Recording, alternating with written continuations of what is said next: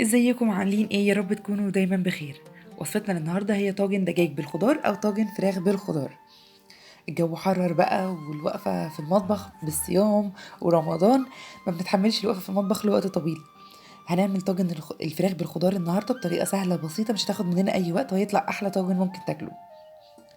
نبدا وصفتنا. انا عندي هنا نص كيلو من الفراخ متقطعه مكعبات زي الشيش كده، ممكن تستخدموا الشيش برضو، بيكون أطرى وأطعم. ضفت عليهم 3 معالق من زيت الزيتون، 3 معالق من الحليب، معلقة صغيرة ممسوحة من الملح، نص معلقة من الفلفل الأسود، نص معلقة من الثوم البودرة، معلقة صغيرة من البابريكا. هدعكم مع بعض بقى كويس قوي، واتأكد ان هي التتبيلة دخلت مع بعضها وتدخلت كده، واسيبهم بقى يتبلوا. حابين تضيفوا يعني اقل حاجة قبل الاكل بساعتين ان احنا نتبلها. حابين تتبلوها وتسيبوها في التلاجة تبات في التتبيلة، ده هيكون أحلى وأحلى. وزي ما قلت لكم أنا برشح لكم إنكم تستخدموا الشيش، بيكون أطعم وأطرف في الأكل. بعد كده هسيبها بقى في التتبيلة بتاعتها براحتها، وأبدأ إن أنا أجهز الخضار بتاعي. أنا استخدمت بطاطس الصغنونة دي، هقطعها حلقات بيبقى شكلها أحلى كمان في التقديم بعد كده. وهقطع معاها جزر، محضرة كمان فلفل ألوان أصفر أخضر أحمر متقطع مكعبات، وهقطع كمان بصل. البصل بتاعي حاولوا تستخدموه صغير قد ما تقدروا، لو عندكم البصل اللي بيقولوا عليه اللي هو القوارمة الصغير ده زي دي كده هيبقى حلو جدا، بس ما تقطعوهاش بقى وقتها لما تكون البصل صغير كده. هبدأ ان انا احط الطاجن بتاعي بقى احضره.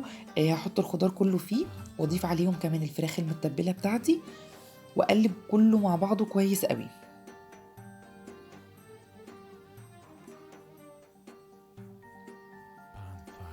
زي ما احنا شايفين كده. بعد كده هنحضر بقى التتبيله اللي هتدخل بيها الطاجن ده في الفرن. انا عندي هنا كوبايه ونص من الميه، هضيف عليهم معلقه صغيره من الملح طبعا عشان الخضار بتاعي كمان محتاج ملح، وهضيف عليهم معلقه صغيره من اللي هي المرقه الفوريه بتاعه الخضار.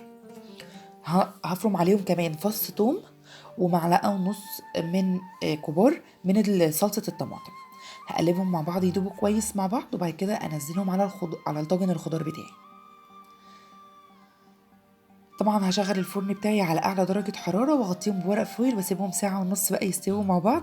بعد كده بيطلع الفراخ دايبة والخضار السوا بتاعه مظبوط حلو جدا.